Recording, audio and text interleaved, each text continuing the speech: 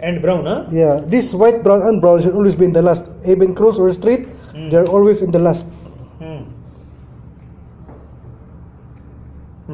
Review. What is the first? First, white, orange, orange, white, green, blue, white, blue, green, white, brown, brown. Take note, straight and cross connect. This white, brown, and brown should always be in the last. Even straight or connect. Brown. This only matter for the 1, Now 2, for 3, the 4, 5, 6. 45 Now connector. in this sequence, huh? Yeah.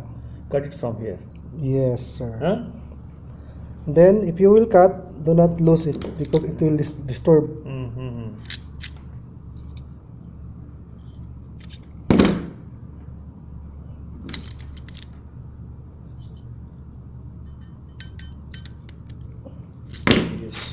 Sid, can you please give me one connector? Connector. And there is technique so that it will not be disturbed when you put inside the connector. See? Why? No, later, sir, later. It will be arranged. Later, huh? There's a technique when you put it inside. Okay. And this way, huh? Do not put here down. You must wake up and then press, so that it will not be loose. Okay? Same order. Like this? Yeah. And then make sure that all of this you can see here. See?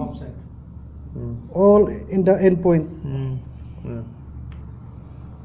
And then crimp. This should be inside this cover or this outer jacket should be inside, included in the press.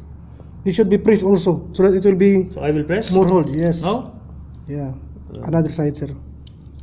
Yeah, that one. This one down, huh? Yes. Here. Yeah. Press. Yeah, press.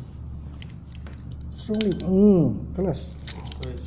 See, this is included in the press, the outer jacket. See? Good, huh? Yeah, of course.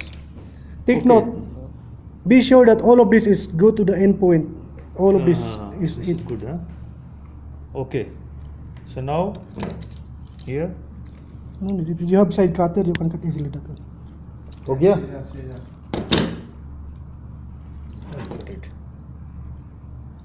How you cut it this one? Here, huh? Like this, huh? Another side, sir, another side. It's always up, huh? Yes. It's always up.